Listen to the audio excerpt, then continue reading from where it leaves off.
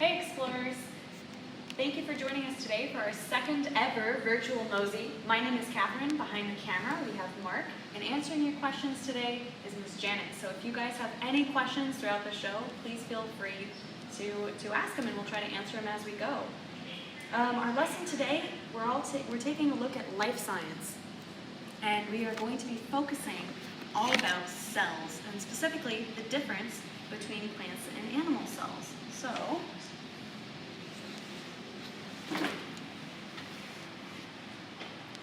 the important thing to know here is that for cells, they are the smallest building block of life. There's a lot of types of life, but today we're going to focus on cells from the plant and animal kingdoms. We might cover the others in another episode. When you put enough cells together, you can create even bigger forms of life, like you and me. Believe it or not, plant and animal cells have a lot in common. They're both eukaryotic cells, a more complex form of life. The word eukaryote comes from the Greek words eu, meaning true or good, and karyon, meaning kernel or nut. Why call them this weird name? Well, eukaryotic cells have something called a nucleus. All eukaryotes, including plant and animal cells, store their genetic information, or DNA, in a clearly defined and protected nucleus. The nucleus is like a vault that stores the blueprints to make new cells. Both plant and animal cells share a lot of other structures in common as well. We'll get into more detail about these parts or organelles tomorrow when we make some Jello model cells. So to list only a few really quickly, both have cell membranes, cytoplasm, mitochondria, endoplasmic reticulums, Golgi apparatuses, ribosomes, and much, much more. So to start, let's talk about what makes plant and animal cells unique. I bet you can guess one of the big ones right away. How do plants get their energy? That's right. Plants, of course, get their energy from the sun.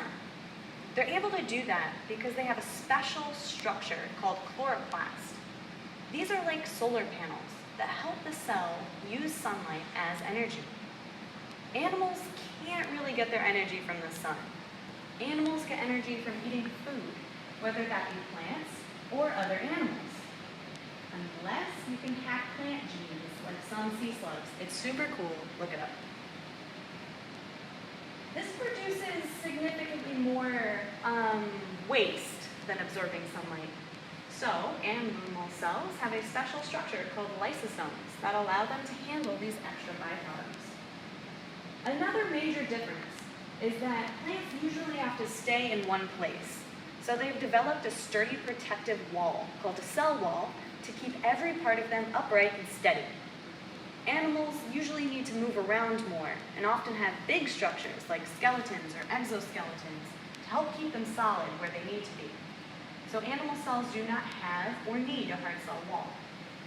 Finally, one last difference between plant and animal cells is storage space. Plant cells have one giant storage tank called a vacuole. It also helps maintain the correct pressure in the cell. Animal cells also have vacuoles, but instead of one large tank, they have several smaller ones throughout the cell. It's kind of like the difference between trying to shove all the junk in your house into the garage versus into a bunch of small closets. Okay.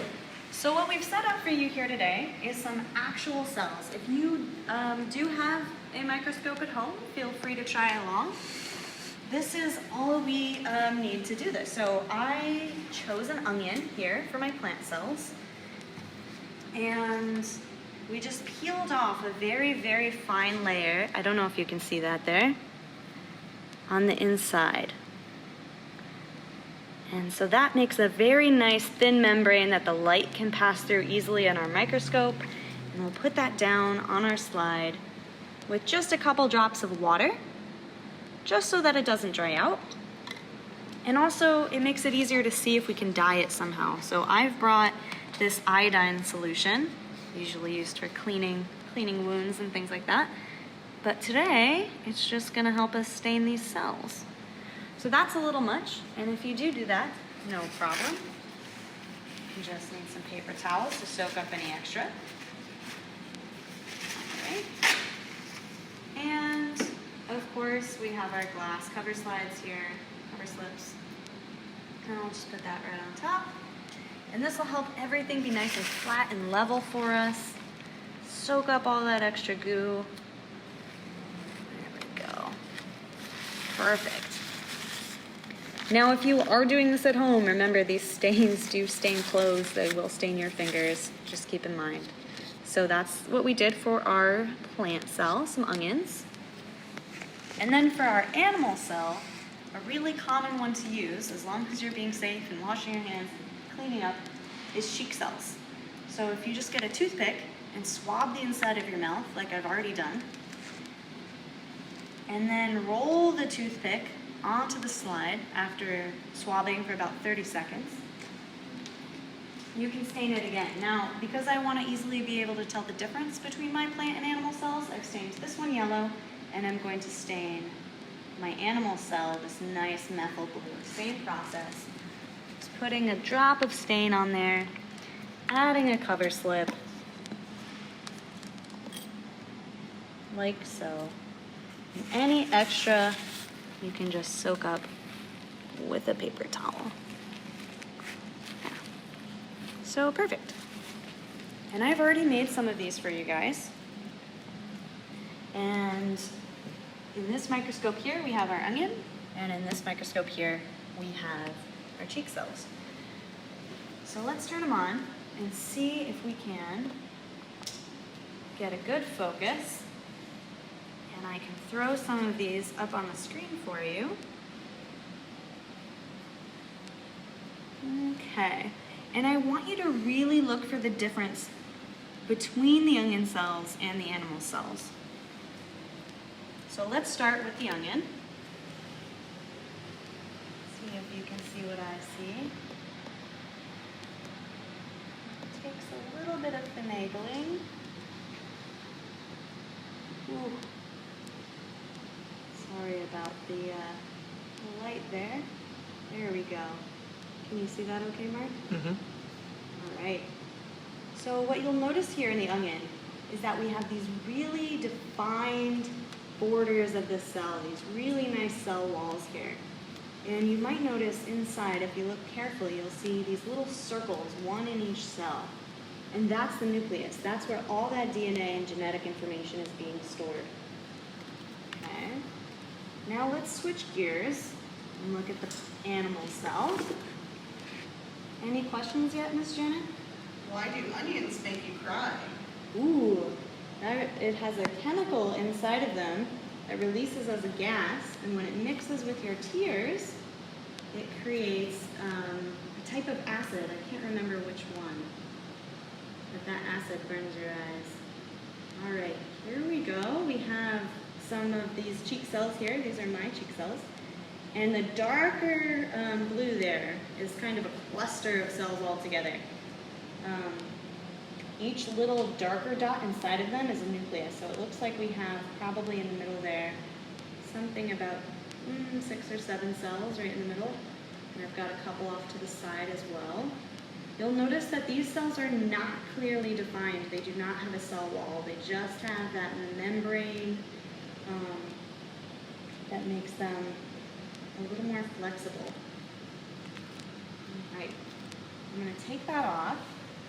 I'm actually going to see, if anyone has questions, feel free to ask, but I'm going to see if I can get a better view on these animal cells. I'll just take a second. And remember, there's many different types of cells. These are cheek cells, but you also have muscle cells and nerve cells and all kinds of other cells. And they perform different functions and look slightly different, but they all have what we talked about in common. All these cells are going to have a nucleus.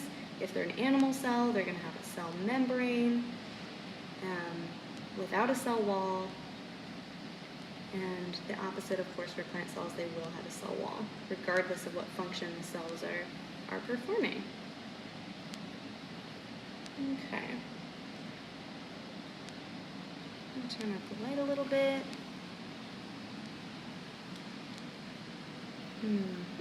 Aha! I think we've got one. Let's see. Okay, I wanted to see if I could give you guys a little better view of some of those cells, and I think I pulled it up here. You might even be able to see, I think those are the lysosomes, those little speckles. There we go. An even closer view.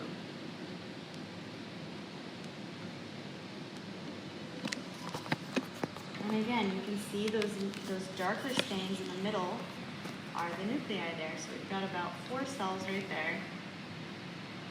And then off to the side, we have some other little yellow things or whatever. Those could be debris, they could be germs, they could be whatever else, but they are not part of my cell. Can you use an animal swab? Yes. Depending on how friendly the animal is, you could get a swab from them as well. And are animal and plant cells the only 2 kinds of cells?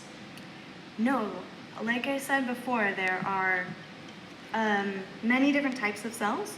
So we have, for example, fungi cells, such as yeast or something like that, that are also eukaryotic in our tree of life. So, for example, yeast is going to have a nucleus, or you could have other cells like bacterial cells, and those are not eukaryotes, those are prokaryotes.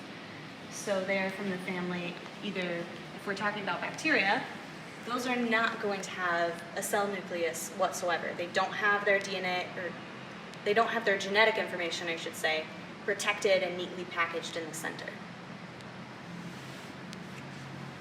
And I guess since we have a little bit of time left, I'll actually zoom out on these plant cells so you can see how the pattern you saw up close, and I'll show that again for you real quick.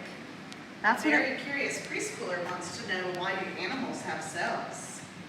Ooh, good question. Why do animals have cells? All living things are made up of cells.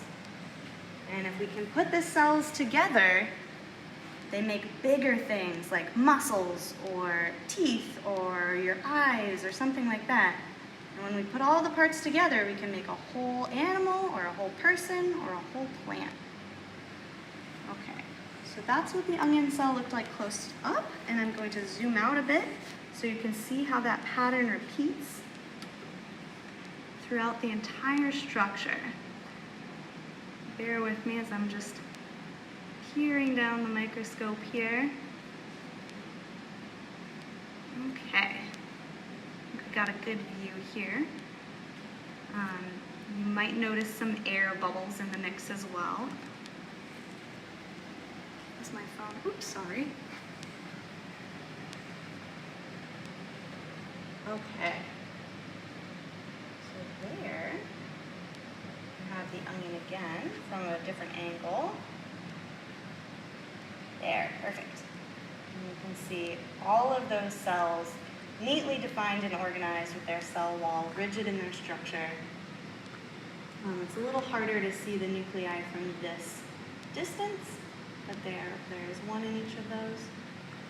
All right. And that's about all I've got for you guys today. What we're going to do tomorrow is take a more in-depth look at all the different organs, or organelles, I should say, inside the different cells. And we're going to do that using Jell-O. So if you can make some Jell-O at home, and you have something lying around like candy or whatever to represent the different parts of the cell, we're going to do that.